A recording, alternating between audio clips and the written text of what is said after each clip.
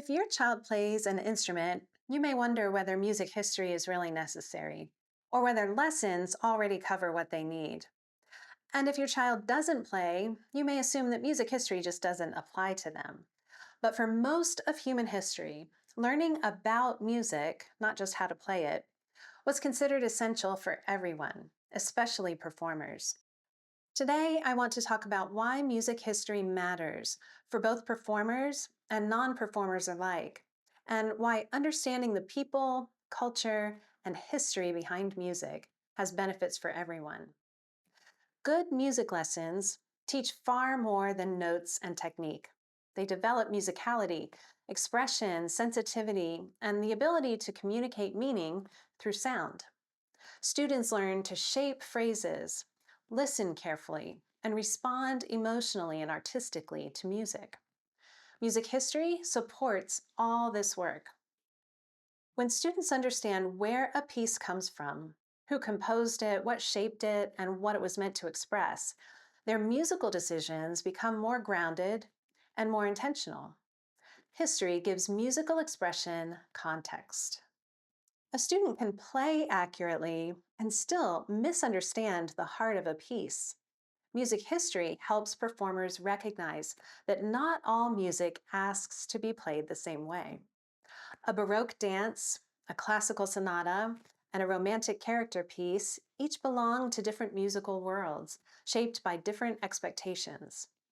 When performers know something about the composer's personality and beliefs, the historical moment in which the music was written, the stylistic language of the time, then their interpretation becomes more accurate and more nuanced. They are no longer guessing how the music should sound, they are responding thoughtfully to what the music is asking. Music history doesn't replace musical intuition, it sharpens it. It helps students make informed choices about tempo and articulation, phrasing and expression, tone, balance, and character. Over time, this builds musical judgment, the ability to discern what fits a piece and what does not. This is a tremendously valuable skill for a musician to develop, and it grows naturally when performance and history are taught together. At the same time, music history's value is not limited to those who perform. Children who do not play instruments still deserve a rich musical education. Through music history, they learn how music reflects human emotion and experience, how composers responded to and expressed joy, sorrow, faith, and conflict, how musical styles grow out of historical and cultural change. They learn to listen attentively and thoughtfully, not passively. Music history invites non performers into the musical conversation as deserving participants. In the classical tradition, music learning was never about memorizing dates. It was about formation.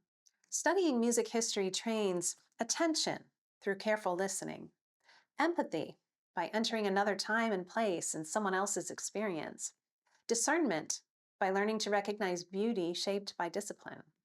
These habits benefit performers and listeners alike and extend far beyond music. Music history learning and performance training are not competing approaches, and both those who perform and those who don't benefit from learning all that went into the development of music. The two subjects together teach children that music is a meaningful human art, one that deserves attention, understanding, and care. That is why music history matters for every child.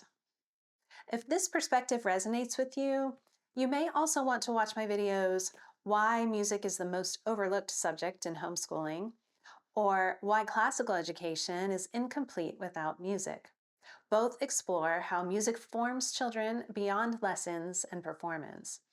And if you're looking for a thoughtful way to teach music history at home, whether your child performs or not, that's exactly why I created MusicIQ. I've linked to that below. Thanks for watching today. I'll see you next time.